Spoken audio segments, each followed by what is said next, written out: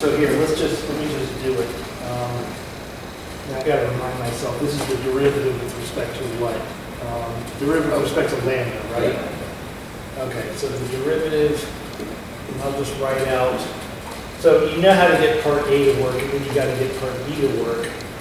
Now the sum, and the sum doesn't do anything, by the way, although it does play a role.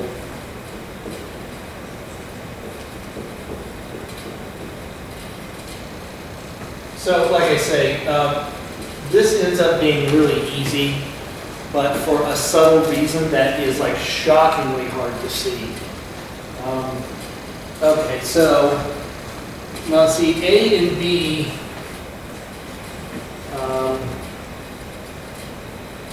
A and B don't have lambda in them, right? That's kind of the point of this problem, is that they're lambda free.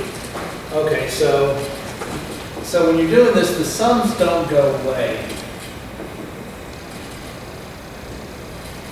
You've got n lambda be n minus 1. And the derivative of n of factorial n, you... n minus 1.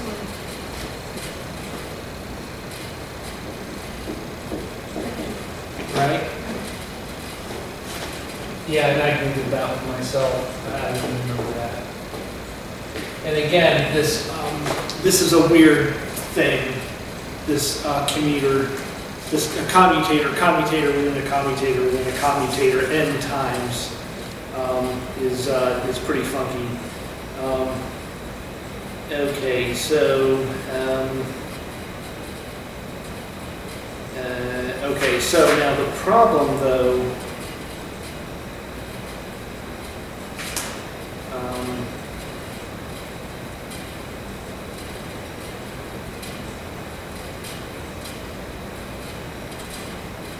Wait a minute, no, I think there's a problem with the answer key.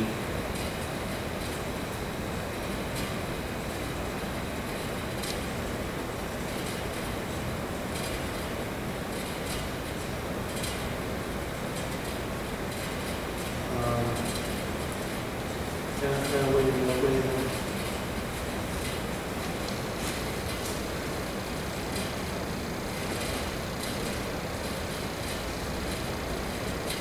So we did the derivative with respect to lambda, right? So Yeah. Yeah. Just n factorial. Sorry, that's right. That's why I was so far off. Right. I was actually trying to jump to the answer.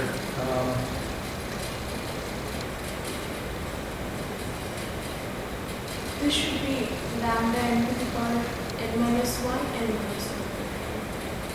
So you got to do that n equals 1. When you're here, the lower one has to be n equals 1. Because when you have an n here, there's no point in doing the 0. Okay, then you absorb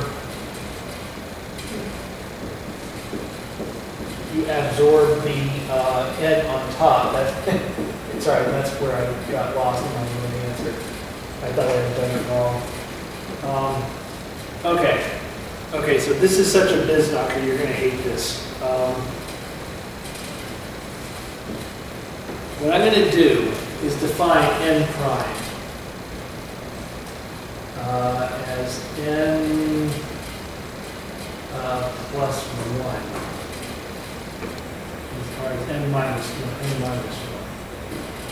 Okay, now watch this. Is that what I want to do? Let me double check. Yeah, n prime minus 1.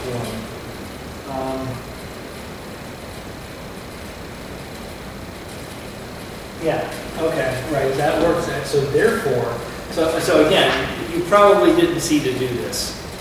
This is how you do it. It's a matter of messing with the indices. So one of the things that you've got a problem with is that the derivative,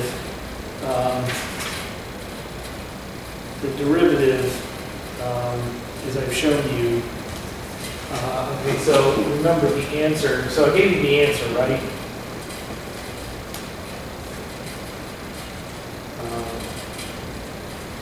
Did I give you the answer? Well, yeah, it's just the Anyway, here, before I get myself all confused, let me just work through this part. Okay. So n prime plus 1 is equal to n. So what you can then do is show, all right, so again, so I'm even getting confused right now. It's really not that hard. I just got to go, like myself, I got to go slow. All right, so what I'm going to do, instead of n, I'm going to do now the summation of n prime from 0. Okay, now whenever you're doing these manipulations, the guiding principle is that nothing actually changes. This SOB needs to start at the number 1, does it? N prime of 0 is 1 in n's world, which is where you're really doing the summation. Okay, in infinity is infinity. Infinity plus 1 is still infinity. Okay, so I've transformed the summation back to an index of n equals 0, and I had to do that. Okay, let's see, what else did I got?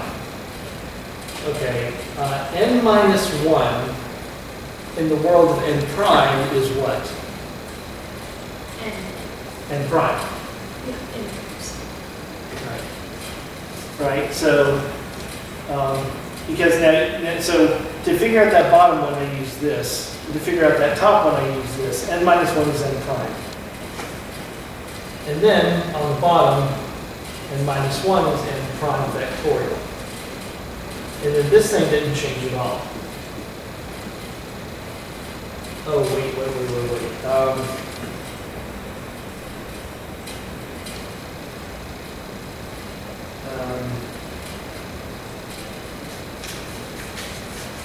Yeah, that's right. Just A, B, N. No. This is n prime plus 1. Okay.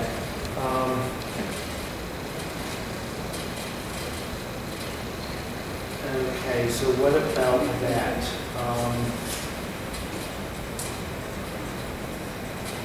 Okay, but then I gave you an identity, right? Yeah, okay, that's where then identity comes from.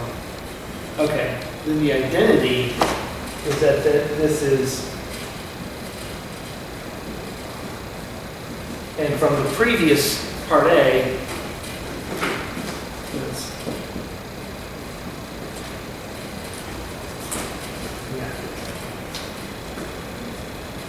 so, like I say, this actually isn't hard. It's this SOB right here just gets you. It's one-step problem. But if you didn't know to try this, or if you knew to try it, I kind of like, I think I had to cheat. I mean, just on the cheat, but I think I had to cheat like even off my original answer key, because as much as it was kind of clear to me what to do, I just get lost with, plus what? Plus 1 is minus 1. Those thoughts start running through my head and I get completely lost. Anyway, so number 1 is actually kind of trivial. It's rather trivial.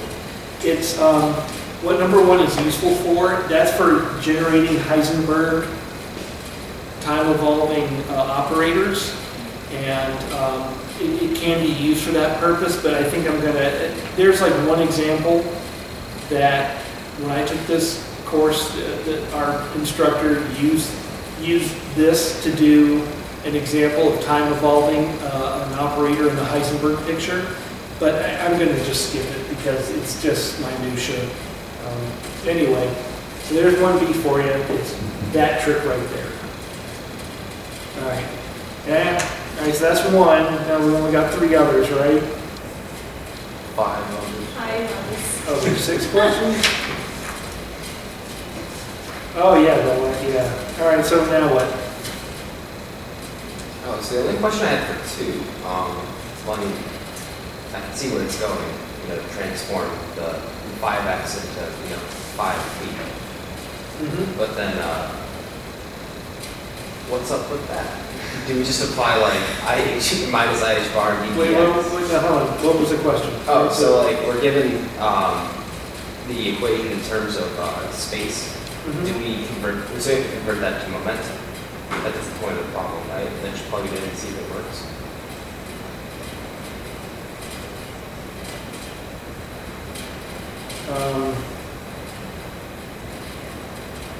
Because the condition is like there's phi in terms of momentum. Yeah, and so you convert that to, you would want to convert that into, well, let me make sure I follow what the hell I've done here. Yeah, so what you turn it into is a differential equation with respect to P. So it says solve it in the momentum representation. So you're looking for derivatives. Normally momentum is a derivative of X, but X is a derivative of P. So you convert, and the reason that this is a good question is it gives you some flexibility. This is kind of more, it can be thought of as a math problem, but what I like more about it fundamentally is for you to get that we tend to do all of this with, let's solve wave function of X, but it is all equivalent to solve it in terms of P. Just the way we perceive the world, we tend to prefer X. But it all can be done with P. All quantum mechanics can all of it be done with P and forget X. X is like the anomaly, if you choose to look at it that way. And again, for material science people, you've got to not think in terms of X. You've got to think everything in terms of P. So that's one reason I stuck with this problem. So the question there is to turn everything, to turn that original equation into a function of a differential in terms of P, the solution to which is this integral. All right, so, but now that's my general statement about the question. What's your specific question? So, do we have to evaluate the integration first, and then No, hold on. That's me giving you the answer. Okay. That's me giving you the answer. You need to work with the first expression. I know that sometimes it's hard to know what's being asked. Right, and people burn me up when you work backward. When you give an answer and you work it backward to show that it's equal to the problem, then you have to know the answer. I'm just trying to help you out. Right? You're cheating. You already know the answer. You work backward. Don't work backward. All right. So what are you thinking about number 3? No, number 2. Yeah, I could do it. Huh? I only could do question number 1 completely. I did it in a different way. But yeah, it's done. But question number 3, A and B, I couldn't do the rest. Okay. Well, how are you on number 2 then? Huh? How about number 2? Because we're on 2. All right. You didn't know what to do. Yeah. Okay. I tried with the integration. No, you're working backward. Don't work backward. And you did okay with this, or? I didn't do it, but you can change the momentum into the given velocity is given, right? Yes. Change the move. No. You want to change position. Remember, the question is work this in momentum states, not position states. So the potential Yeah. is given, so Wait, what? the potential is given, right? Well, look. Well, let me just start off, right? So, what do I want to say? Okay, so I blabbed about how it's important to see momentum as equivalent to position, even though you're never taught to think that way, which is a bit of a problem, especially for material science people. The other reason is that this problem is, all right, all of this crap is a differential equation. All quantum is all about solving differential equations. It always comes down to the momentum operator. Almost every time you have a double derivative in the momentum operator, which chains you to the field of, to the science, mathematical science of differential equation solving. To solving double differential equations, which sucks. That's the worst position to be in mathematically, is to have to solve double differential equations. Single differential, just ddx, is not hard. Those are trivial. Double derivative of x, oh hell. I don't know about triple derivatives. I don't think even math people go that far. Okay, here's the thing. This guy is actually going to be a single derivative, single differential, not a double differential. Again, single differentials are way easier. That's another thing about this problem, is to, point that out. Okay, now, I have to admit, where I got a little bit confused when I was rereading this problem, I haven't looked at it in a while, is that f. All right, that f is not a function of x minus a, right? That f, it says f is a constant. Okay, so now recall that, all right, so I'll try not to look at my own thing anymore to convince you that this is very doable. E is energy, Okay, now here's the trick. I'm going to go ahead and insert the position as a function of momentum, which happens to be IHF, right? Remember that X in position space is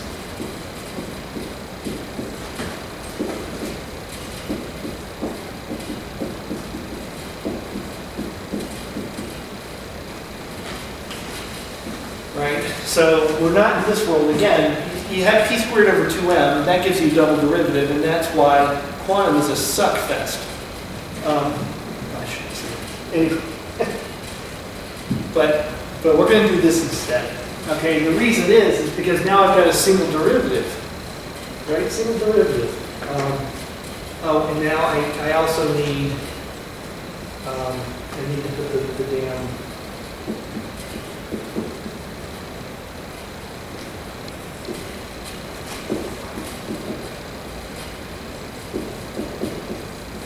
Okay, and again, I specifically said it was a function of E. Okay, now what? What I want to do is I want to get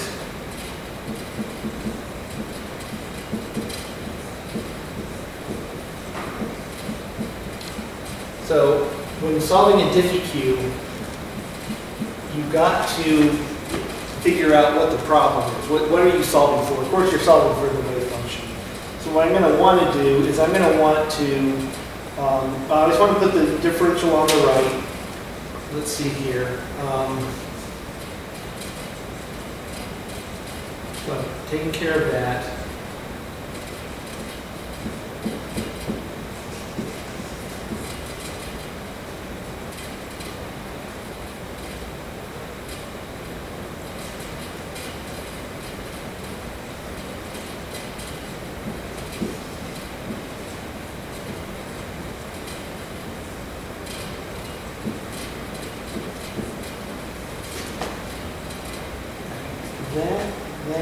That.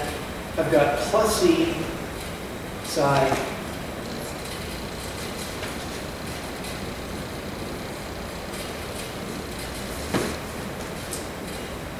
Yeah. Notice that this question has been kind of engineered to work out easily. In math world, we want our stuff to equal 0. Okay. Now, again, I always, in math world, you want to have it like this.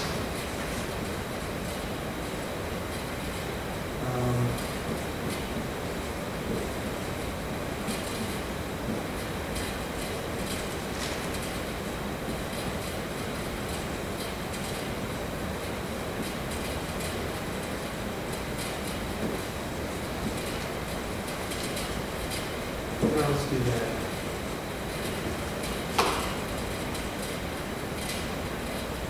Yeah.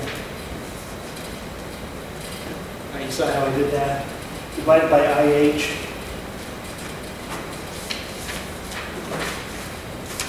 There should be another F. Huh? There should be another F, right? On the right hand side. From left hand Yeah, side. it should have here. 2 F's, right? Oh, right. So it is A. Just A. So it can already. And there's an F here, right? Yeah. Jesus. Just giving myself some room. I'll cheat a little bit. Yeah. But it should be minus sign. I square and 2. Um, Yeah, that's fine. Oh, I factored the IH. Yeah. Yeah, tell you, so to make it a little bit easier, let me not do that. Let me, hold on, let me,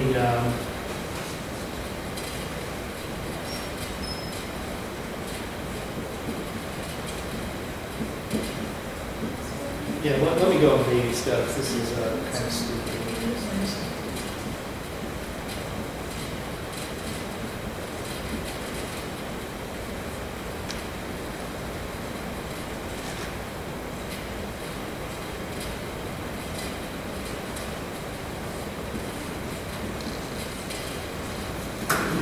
Okay, now I can be,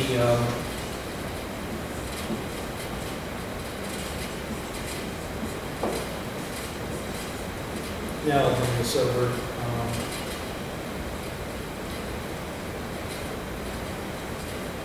Oops. Just this factoring just makes getting to the thing that I wrote a little bit easier.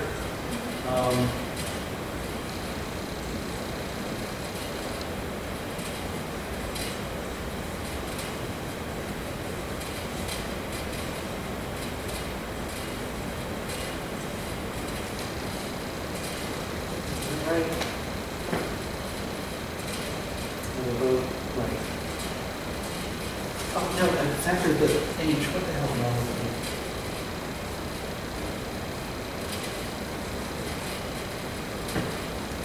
God. Brain is falling out.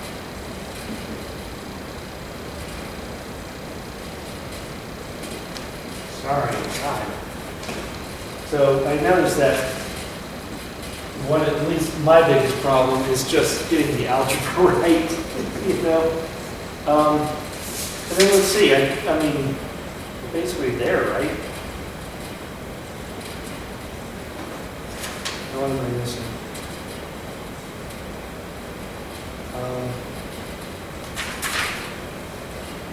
Oh, yeah, okay.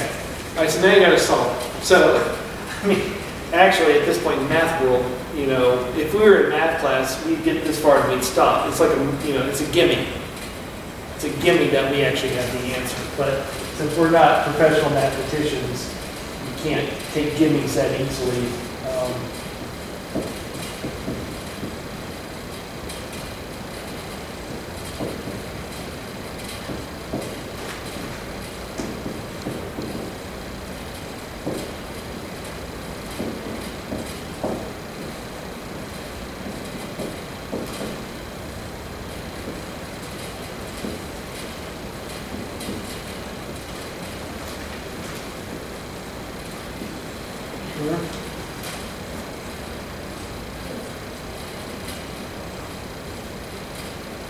All right, now you don't need me to go any further, right?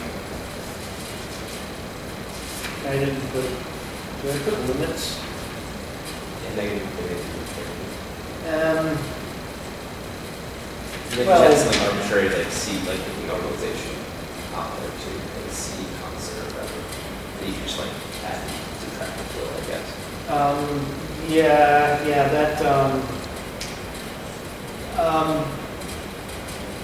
so that, yeah, you'd want to add a constant of integration, but notice that you're going to have a natural log over here, and you take an e to both sides. That ends up being a multiplicative factor, which is cool because you always have to normalize things anyway. And so it doesn't, so the constant of integration ends up being, it doesn't matter. Right? So that's kind of awesome.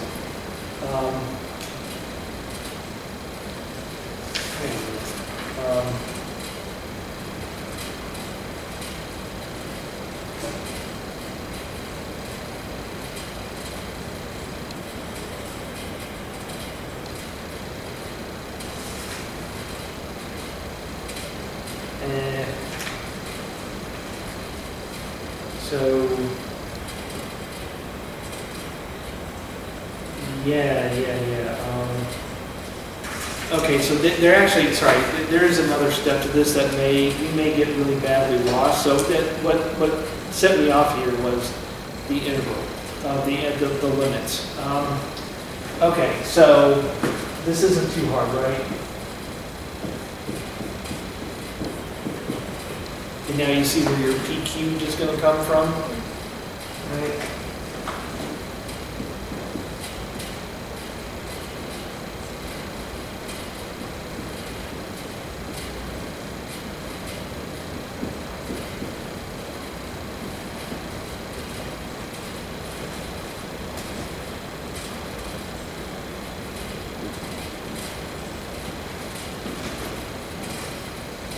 Just do that.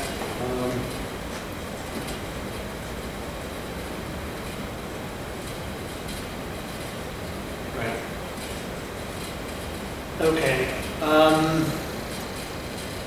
now you've got yourself a bit of a problem here. I just want to point this out that this may be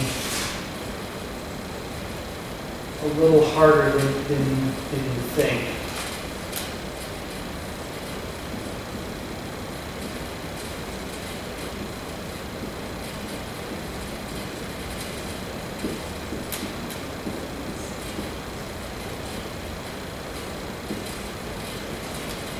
Okay.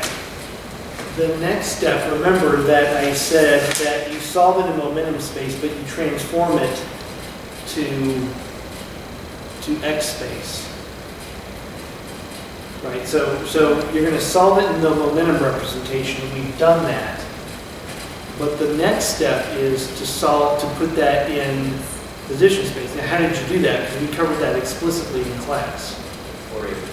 Fourier transform it right now. Because I knew it was like in there somehow, because the x minus a, and I was like, oh. Yeah. So in my head, when we got here, I was tempted to say, oh, look, we're done with the problem, because I thought this was it. But then I looked at this and I said, wait, why is there still an integral there, and why are the limits minus infinity to infinity? Again, I'm sorry, I haven't looked at this problem set in like about 6 weeks, because that's when I prepared it. It's not fresh in my head. And then I looked at it and I realized, oh yeah, then you Fourier transform it. That's where you're going to get your integral. And also, yeah, it's kind of awesome when this happens, because that's just a normalization. Okay, then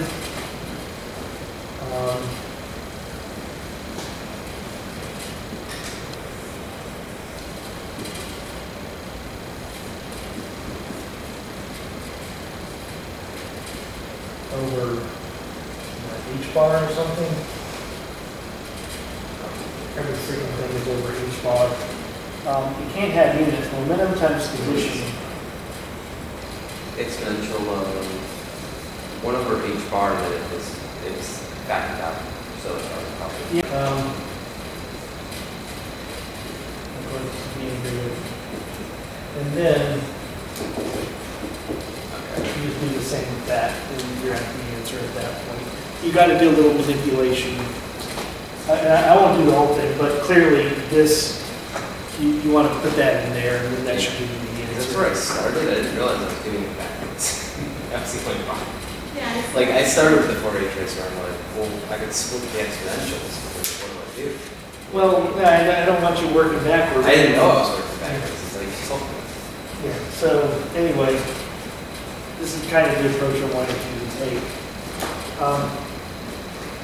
And you know, like, whatever, I'm guessing I'm going to be doing this class next year.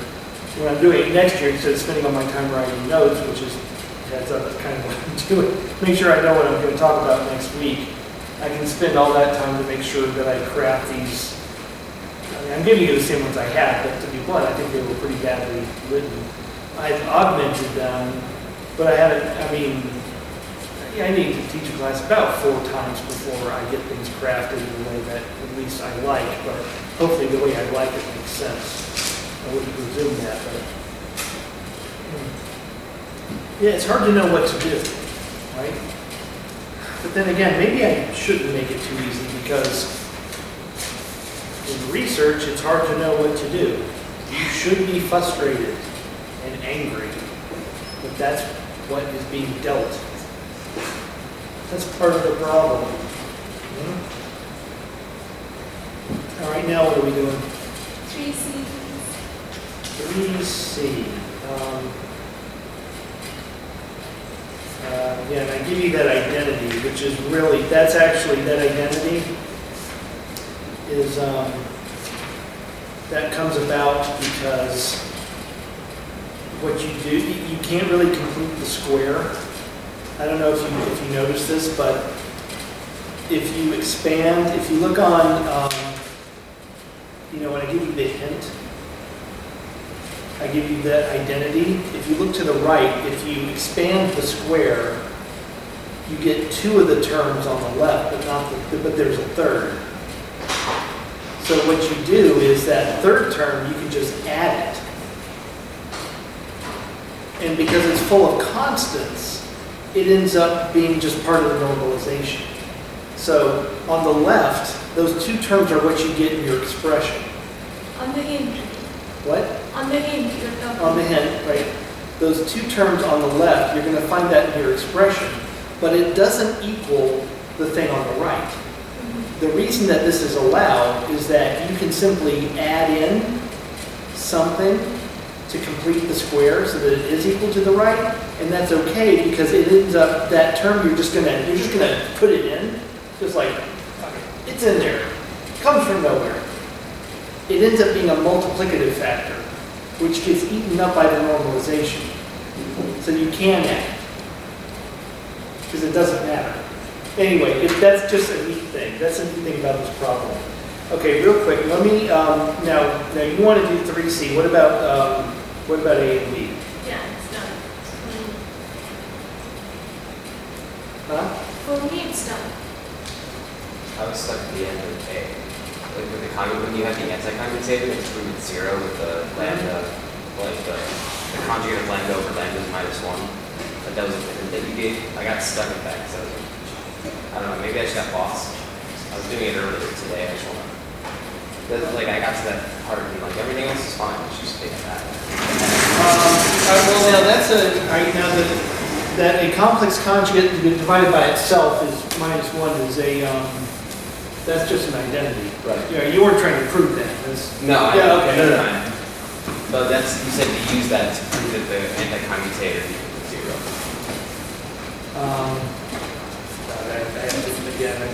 I meant to try to look at this problem before class.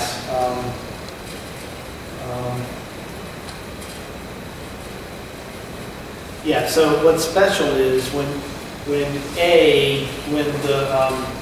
the variance in A is equal to a constant times the variance in B. By the way, that's momentum in position, where lambda is minus I h bar. So that's where this is coming from, by the way. And I give you, and thus B is 1 over lambda A is part of the solution. That's why I gave you that. Also that next statement where you do the bras. Okay.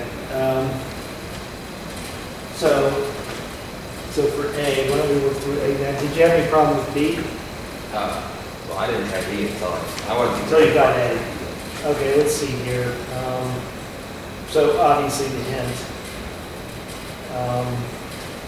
Looks like you're just simply,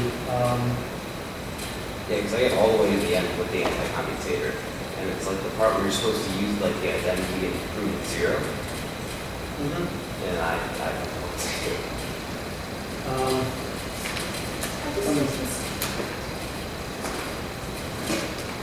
Okay, so what I did was,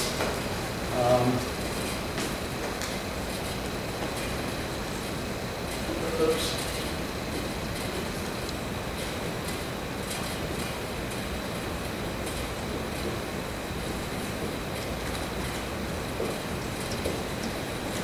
Okay, what I did with this was, it's a little hat. Okay, so I have delta A is lambda delta B, right? Yeah, basically. Right, I'm mapping on the cat, so that's,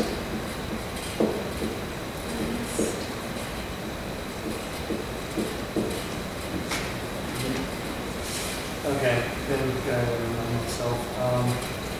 There should be one lambda star What? at the front. There should be a lambda star at the front. Yeah, because you changed delta Lambda A. star. Because you have delta B, delta A plus delta A, delta B for the anti-commutator, right? Wait, what? Oh, no, no. Right. Huh? I was just asking about the end of the anti-commutator part, when you have to prove it, so. Well, I'm just starting from the beginning. Oh, you started from the beginning? Oh, okay. Yeah, yeah, Yeah, this is Okay. because I don't remember. No, this is fine. Yeah. 'Cause I mean, I don't remember That's the what question you guys myself. Yeah, I got confused, sorry.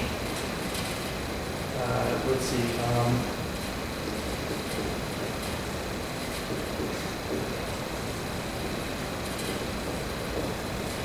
And then what I do is, I found and so that hint where I said, and therefore,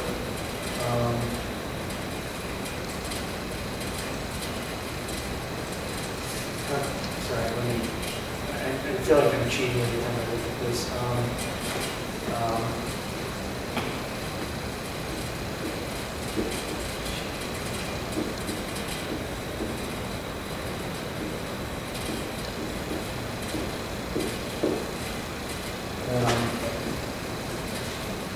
Okay, so then what you do is you multiply these times each other, right? So therefore,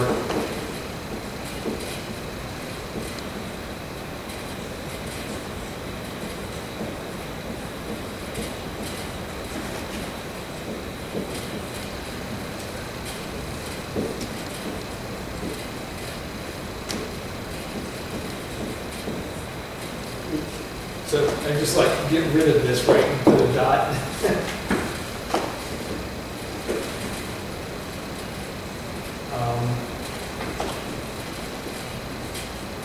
Lambda.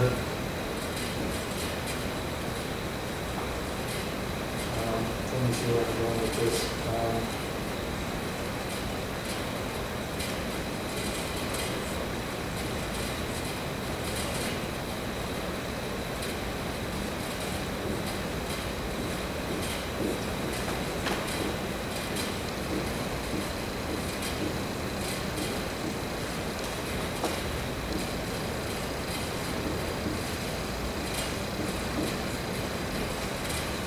Okay, so now I have equated, so I can see that I've made a big leap here because I've equated the two. And now all I want to do is,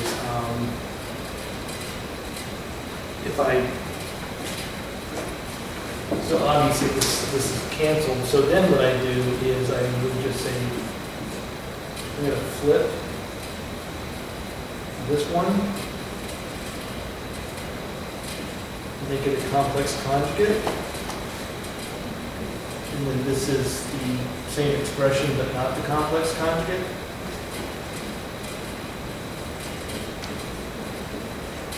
And of course is the absolute value.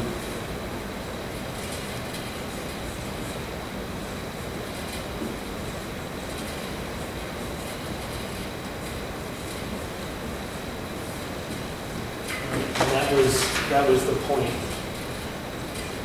Where did I get a fourth?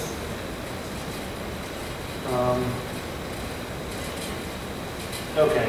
Okay, hold on. That gets my, right, so now I have them in terms of deltas. Now, sorry, yeah, I thought I was done. Now what you got to do is you got to tease out the actual operators, right? And so for that, you know that, all right, you got to get that in terms of the commutator and anti-commutator. Right, so we'll just work with one of them.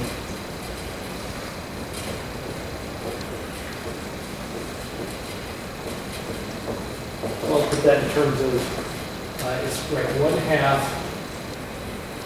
commutator, commutator of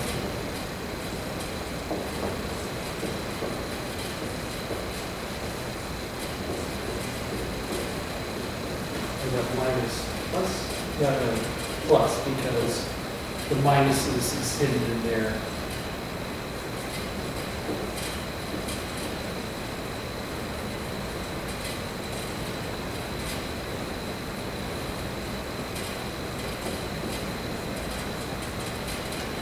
Okay, let's see here. Okay, now what do I want to say about this?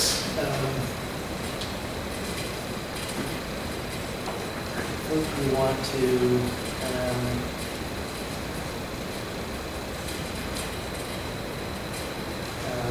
let me see here. I'm a little bit lost myself. I want to do the anti-commutator.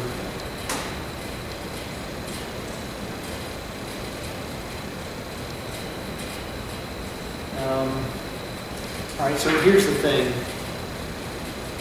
Given the nature of the question, which is, so one of the things that, I hope you remember this, I think I brought this up in class, it's a little funky, but a commutator of variance is equal just to the operators themselves. And if I square this, I've got my 1/4. That's how I knew when I was there. I was like, oh, I'm done. But then I'm like, oh, wait, where's that 1/4? And I'm like, oh, where's my variance? It's just the operators. So clearly, if I square this, and then instead of variances, I have operators, I actually have the solution to the problem. That means this number is 0. All right, so I've got to make that 0. So to solve the damn thing, all you got to do is show that this is 0. And let me actually write the damn thing out then. Oh, we can forget the halves. That's irrelevant. 0 times a half.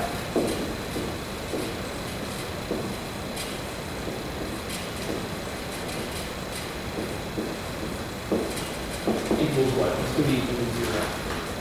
And let's see. Now, the way I think I would do this, I think I would reverse engineer. I would simply reverse engineer what I had done before.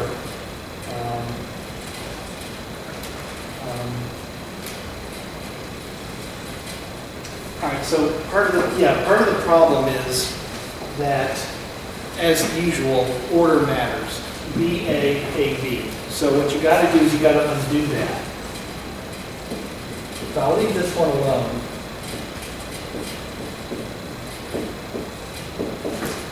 Okay, then I go to my identities. Okay, delta A acting on the ket, and I even actually gave that to acting on the bra.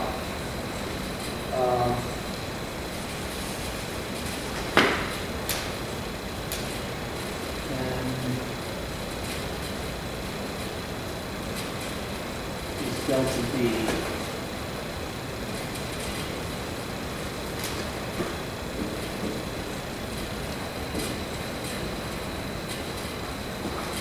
Right?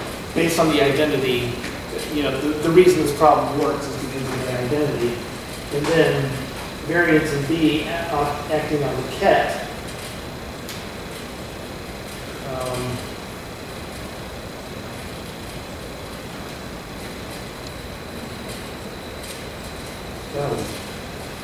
Wait a minute.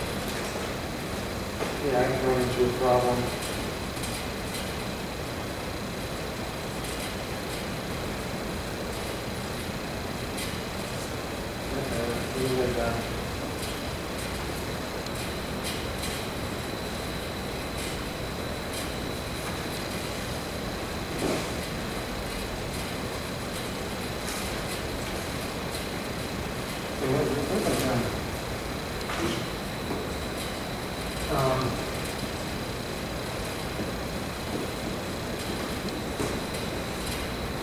So I've messed this up. How did I mess this up? Where's my...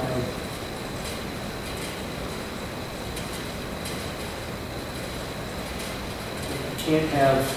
Is this what you ran into? Yeah. That's exactly where it is. What I did is, like I squared delta B both sides. Like psi delta B square psi plus... Hold on a second. Let me figure out what the heck I've done. That's not going to help. All right. So one thing is that You change any one of them. well, okay. I must have made a mistake with. Now the first statement in A, delta A psi is lambda delta B. That has to be correct. Delta B is 1 over lambda delta A. I made a mistake. I made a mistake in the next statement. My identity, that's not right. That's what I was kind of, that's why I was tripping myself up on, because I wasn't sure if I was doing it right or. It's all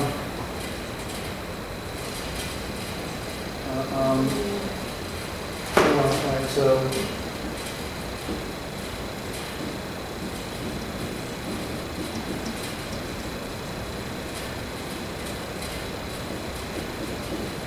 Okay, that's true. Okay, then if you just simply transform that to bras, the rules are very simple.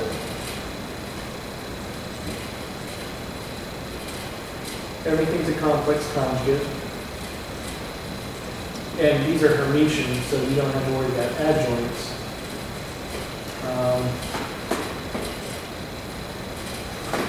Yeah, I wrote that wrong.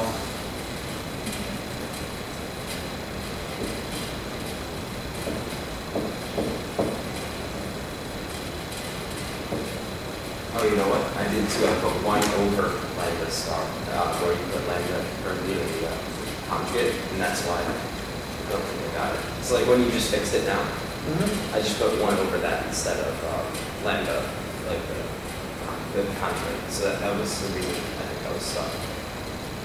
Well, no, I mean, I wrote it wrong.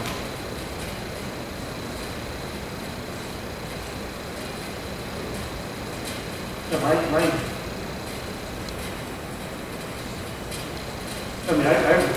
wrote this out wrong. So, yeah, you should have been stuck, right? Okay, good. Sorry about that. It's okay. Right? I'll accept that because it's like I didn't want to get the answer if I didn't know. Yeah, God, sorry about that. And again, mistakes I make having written these for the first time. Complex conjugate over itself is minus.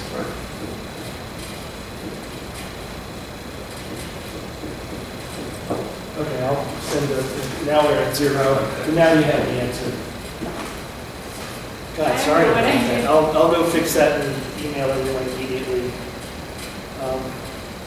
And now you're at the answer. So this is 0. Squaring the SOD got you 1/4, and then you can, just say the variance in an operator is equal to the operator, because you're just going to subtract out the constants. Constants don't do anything. They subtract out to the way a commutator works.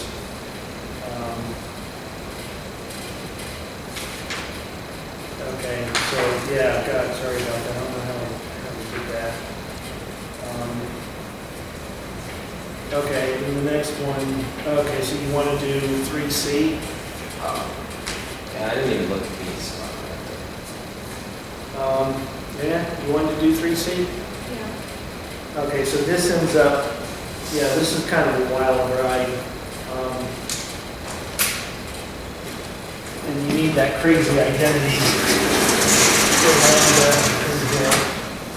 So as usual, let me just get started on it. What you do with this is you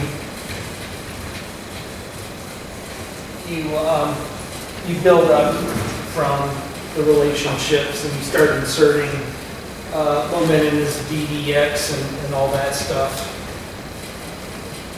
Okay, so again, I'll get you started on this because this one is let's see. All right, so I gave you the starting point. So I meant this to be the starting point. The variance in P, I like doing cat. I'll put in the hats in a little bit as usual. Is lambda variance of x. Okay.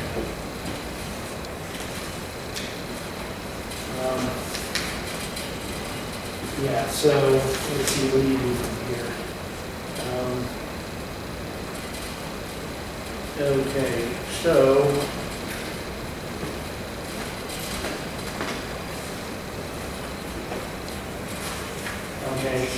big picture. Okay, so I actually inserted another hint here. I showed you that the wave function was x bra, little undescribable side to the ket, to the right to a ket. So the hint there to do this. Now, momentum, how do I do this? Momentum on the, so this is going to be P minus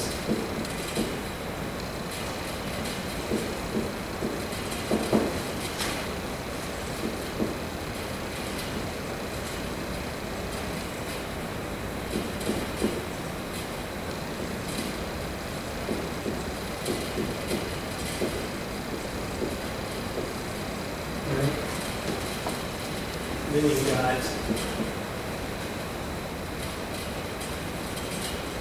don't forget that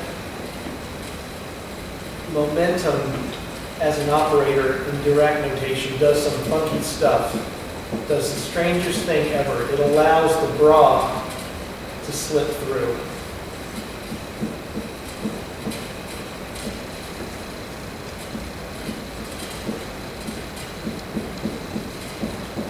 Again, that's, of all the operators, that's the only one that does something unbelievably strange. Just allows the bra to go right through it. Which came about because of our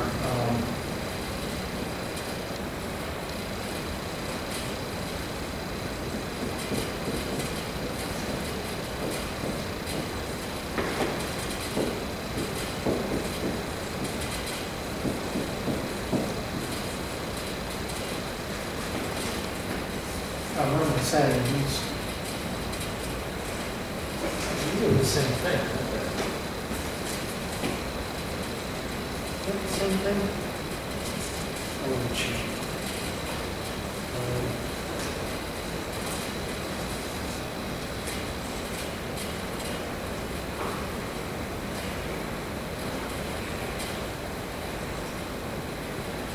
Okay, so then, oh wait, I never used,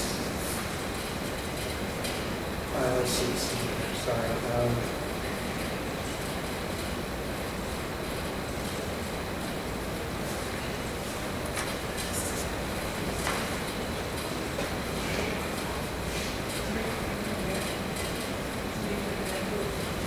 So, let's see, now if I'm going to cheat a little bit and use my answer key, what is the nature of the question?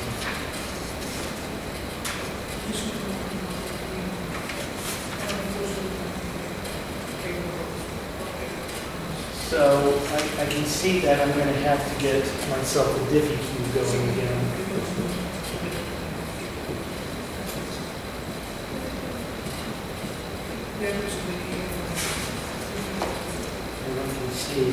And I can see that the answer has an average P in it. So I'm trying to figure out what I'm trying to eliminate. And I can see that that's in, so I'm cheating a little bit. I can see that that's in the answer. And I can see that average X is in the answer. Looks to me like all I've got to do is just, yeah, I just got to set up a Diffie cube.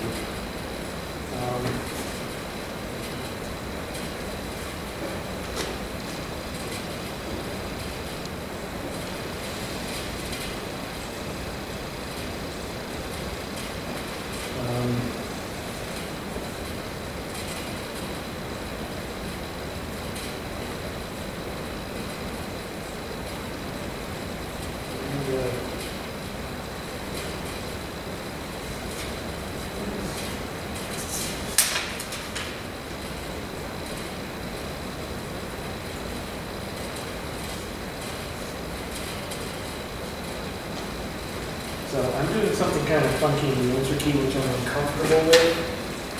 And now I have to get out, now I go to flummoxed. What I have is I have this term doing this.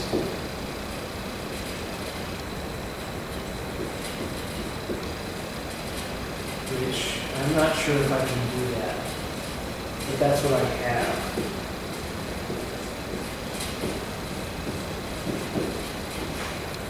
That makes me awfully uncomfortable. Let me just roll with it for now.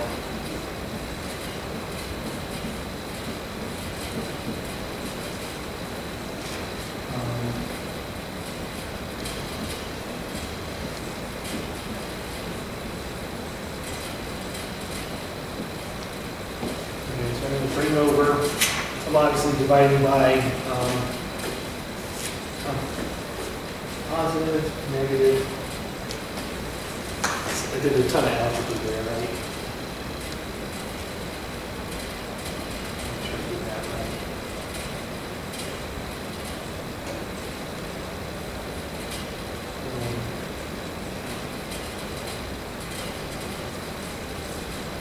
Yeah, okay, yeah.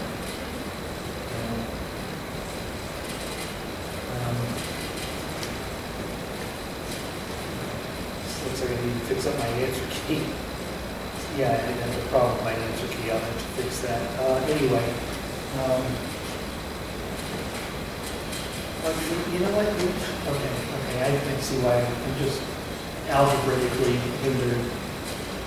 So when I divide by minus I h bar, what I can do is just factor everything. So what slaves me is pluses and minuses. So if I bring this over,